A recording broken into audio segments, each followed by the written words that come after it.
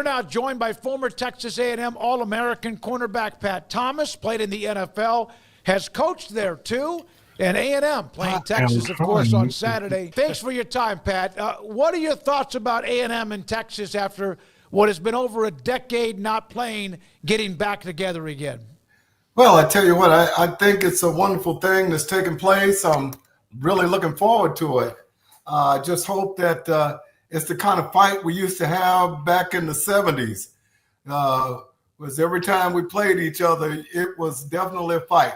There was a lot of really good players at both schools. Of course, A&M was just getting started with the class that came in 72. And they hadn't won a lot of games before that. But, we worked really hard. And the defense was, I think, 3 times was led the nation for about 3 years in a row. Our sophomore, junior, and senior year, and our offense came along with the wishbone. And our senior year, we were ready to play. And as you know, Marty Akins was at Texas, and then you had Earl Campbell and Claiborne and a lot of other great players that were at the University of Texas. And it was a true rivalry, but it was one of those things where I think everybody on the field was trying to hurt the other team one way or another. You guys had you were in kind of an interesting stretch there because you were there for the first part of Emory Bellard, who had come from Texas and knew Texas. Was that maybe a little bit of maybe shaking the fear out of the fan base or the mystique that the Longhorns had and getting the Aggies kind of in this rivalry where since that point it's been slightly more even in the overall, as where before that it was dominated almost completely by Texas? No, absolutely. Well, Emory Bellard was a great man, a really good person, an excellent coach. He got the wishbone started at Texas and was very well known for his capability. When he came to A&M, our freshman class, we had Bubba Bean and Skip Walker and Carl Roaches, Richard Osborne. We had a lot of really good players that were following Emory because of his previous coaching at the University of Texas. We felt like we had a real big chance, and then they hired Melvin Robinson from U of H came in on the defensive side, and you got 2 great coaches there, people that know how to win. And we've got, I think, 8 players started our freshman year. It was the first year of freshman eligibility. And we wind up growing every single year more and more. And that last year, my senior year, of course, we were going into the Texas game. And after that game, I think we were #1 in the nation for 1 week, and Arkansas kicked our butts. But that was a long way from the winning that had taken place at A&M prior to Emory coming there and the recruiting that he did while they were there. Pat, would you mind doing me one favor? Would you take the screen and tilt it down just a little bit further so we can see more of you? Would be okay with it? Okay, thank you. Just want to make sure we saw you. There we go. Is that enough? Yeah, that's good. That's good. Thank you that's perfect right there. Okay. So they're now in the same conference. Well, they were in the same conference, and now they're in the same conference, except it's completely different. What are your thoughts about all the changes and conferences and realignment and all the things going on in college athletics today? Well, I think that there's money flowing fluidly through certain programs and not quite the same in others.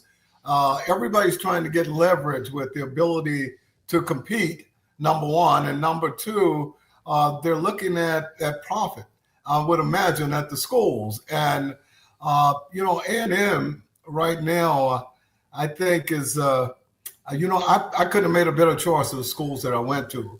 And when I think about the University of Texas, which I looked up to, I'm originally from Plano High School.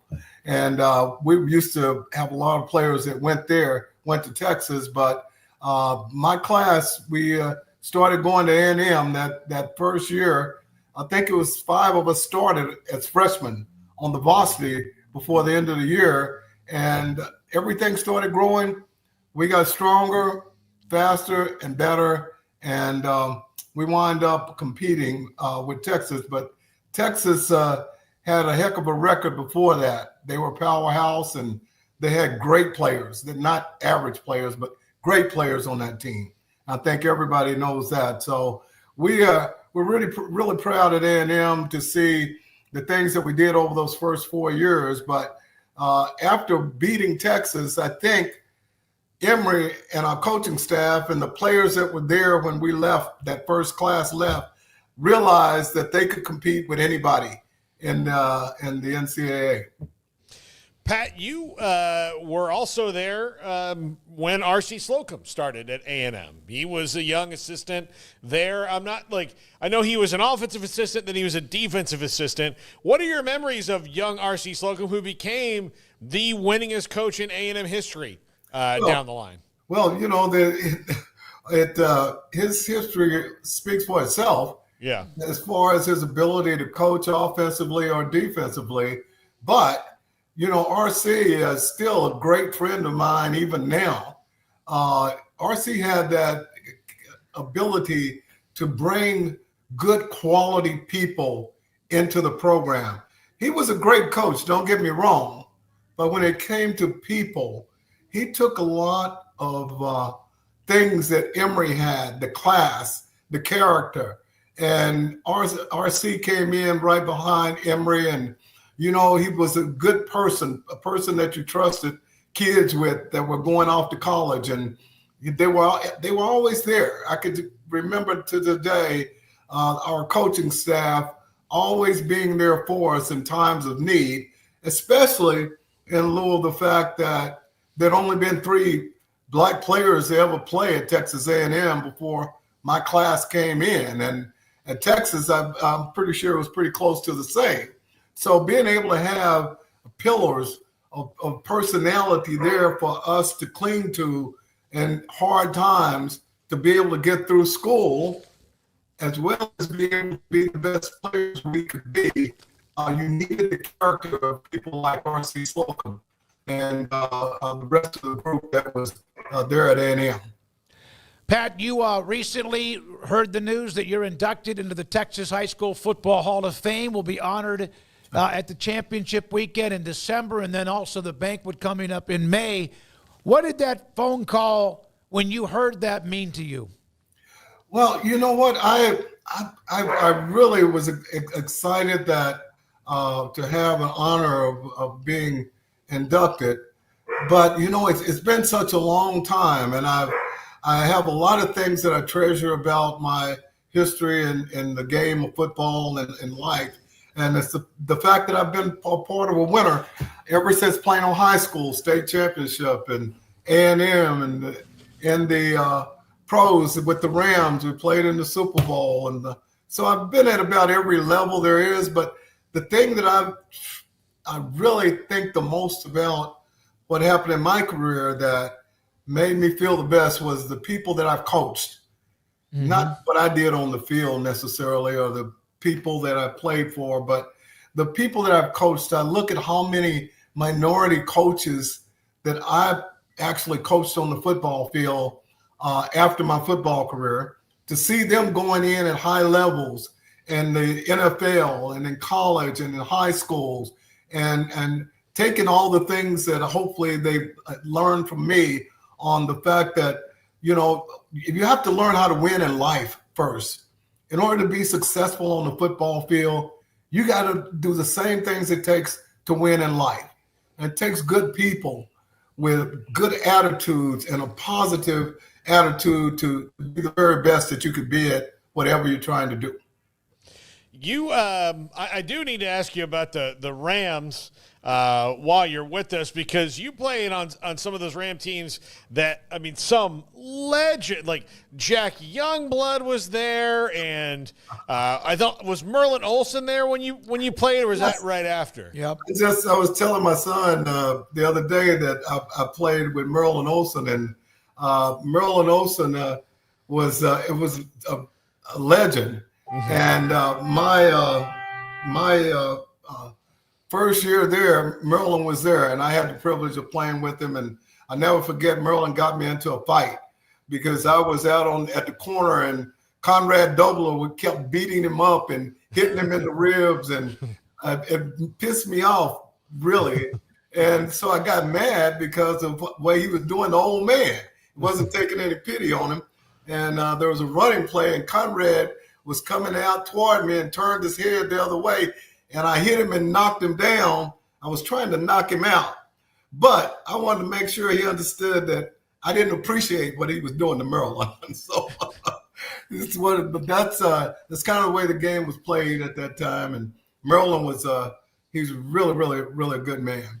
Pat, in that 75 game, after you had lost your first few games against Texas and you beat them, that was your senior year, then drafted by the Rams. Marty Akins was the quarterback. Was it the first play when he went out? Did you hit him and knock him out of the game? Well, you know what? I was in on the play. I hit him, and some people think I was unjustly hit him to hurt him, and that wasn't the case at all. I was just trying to do whatever I could to win that game.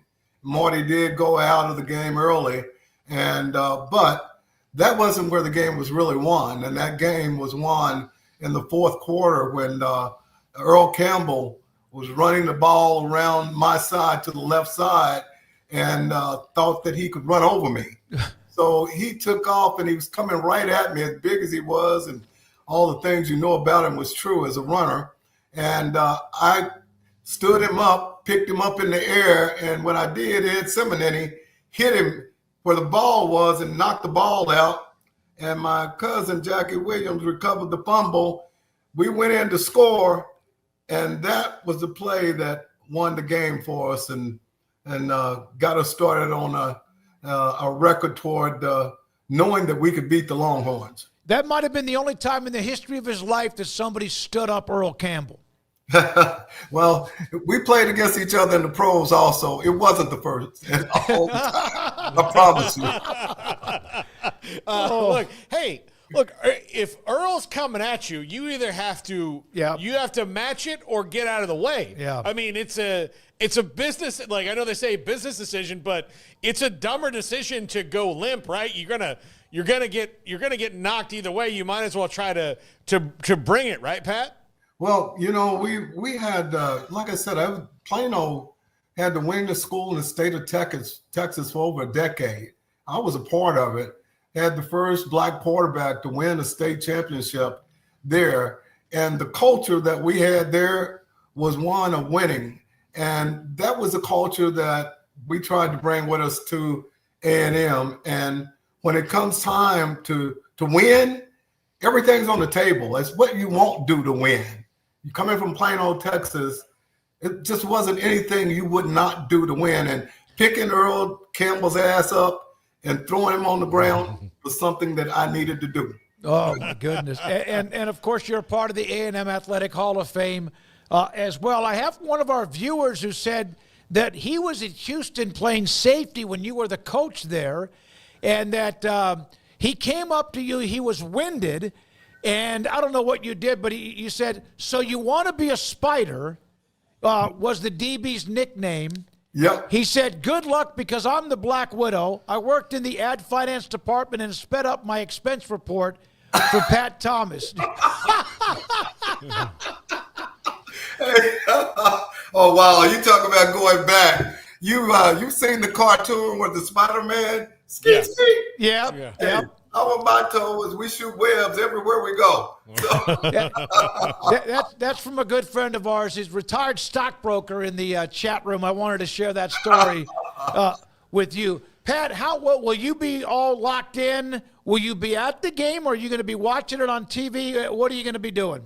You know what? I hope to watch the game. I don't usually get out in crowds very much. I'm not a big fan of being in a lot of crowded areas. I got beat up a whole lot through the course of playing and coaching, and I've got my grandbabies and great grandbabies, and my chore in life now is to live a little longer and add value where possible.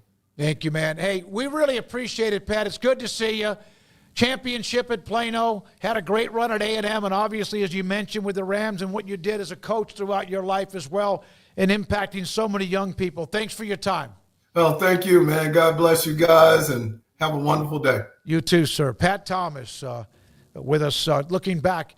He played in the early 70s, lost, I think, the first 3 years to Texas, and in 75 they were able to win that game. And it is a one-sided rivalry, like, 60-30 or something like that overall, which a lot of the rivalries that are long-term rivalries are, including that one.